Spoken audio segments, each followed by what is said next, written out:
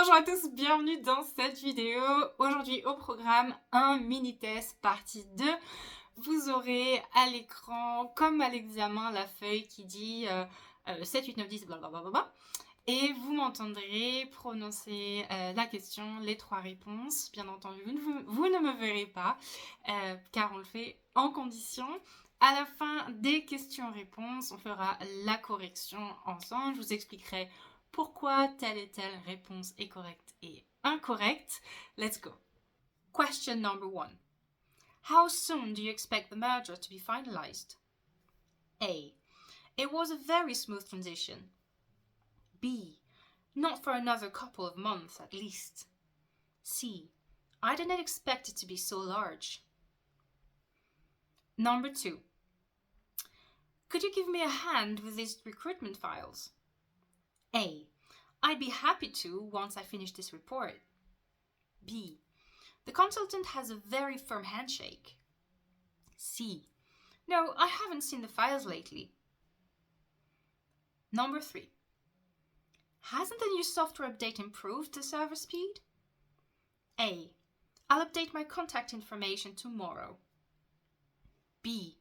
The server will be at your table shortly. C. Actually, it seems to have caused more lags. Number 4.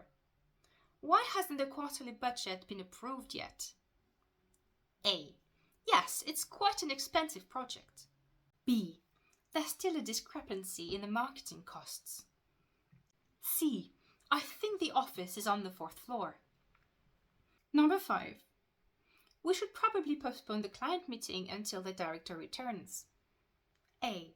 No, she's already back from her business trip. C. It was a very productive session. Number 6. Who's in charge of organizing the annual keynote speech this year? A. It's being held at the convention center. B.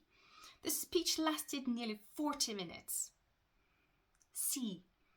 The responsibility has been delegated to Sarah. Number 7.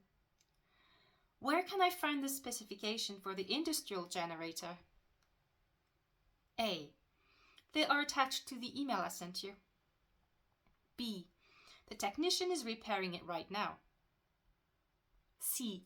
It's a very high output model. Number 8. I'm not sure if we have enough catering for the seminar. A. The seminar was very informative.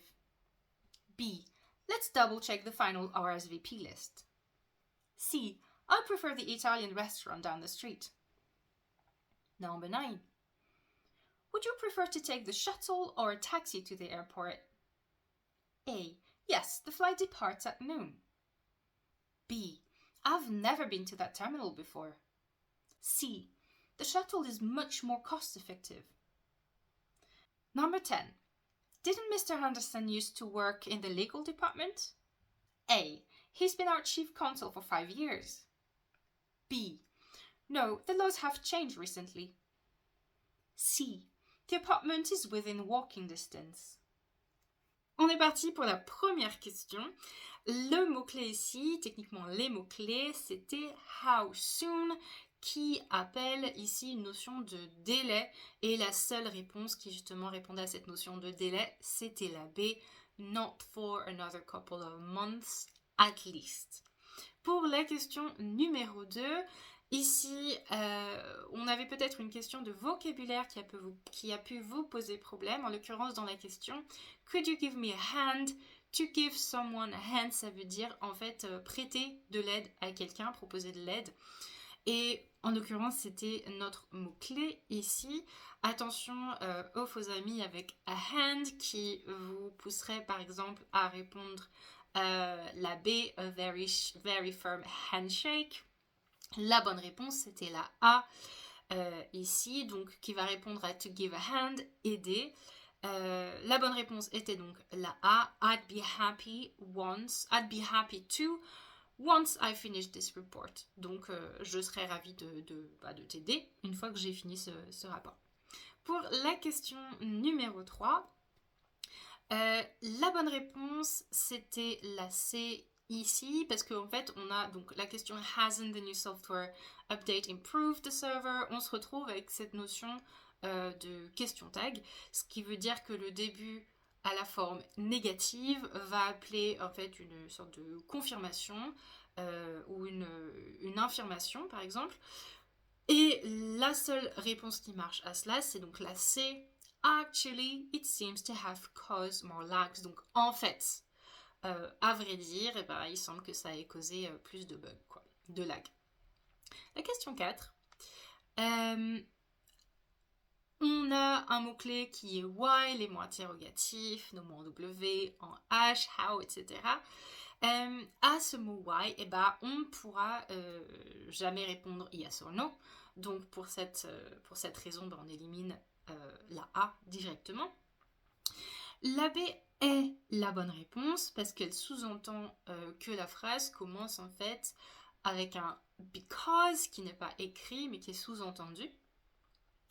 La C ne va pas du tout répondre à la question puisque il n'y a pas de raison de dire à quel étage le bureau est situé, quoi. La question numéro 5. Ici, on a comme mot-clé principal probably, probablement.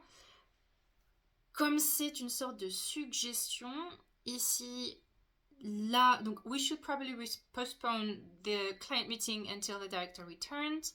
On va attendre principalement une réponse en yes or no ou une réponse ouverte. Donc quand on écoute, on va entendre la A qui commence par un no, on va garder en tête que c'est probablement la bonne réponse. Attention, ce n'est pas forcément la bonne réponse, mais ça nous aide à nous concentrer sur cette phrase pour concentrer notre énergie sur cette phrase. La réponse donc no, she's already back from her business trip signifie que en fait le directeur est déjà en l'occurrence revenu. Du coup, il n'y a pas besoin de décaler le rendez-vous client. Ensuite, la question numéro 6, on demande who, petit mot-clé. Donc, who is in charge? On s'attend soit à ce qu'on ait un nom, un prénom, ou tout simplement la mention, par exemple, d'un poste dans une entreprise. Donc, en gardant ça en tête, dans nos 3 propositions ici, la seule qui va faire référence à une personne en l'occurrence, et non pas un lieu ou un timing, ça va être la C puisqu'on parle de Sarah. La A nous fait référence à un lieu, donc ça ne répond pas, et la B fait référence à un timing puisque c'est presque 40 minutes. La question numéro 7 nous commence par le mot-clé where qui veut donc dire où.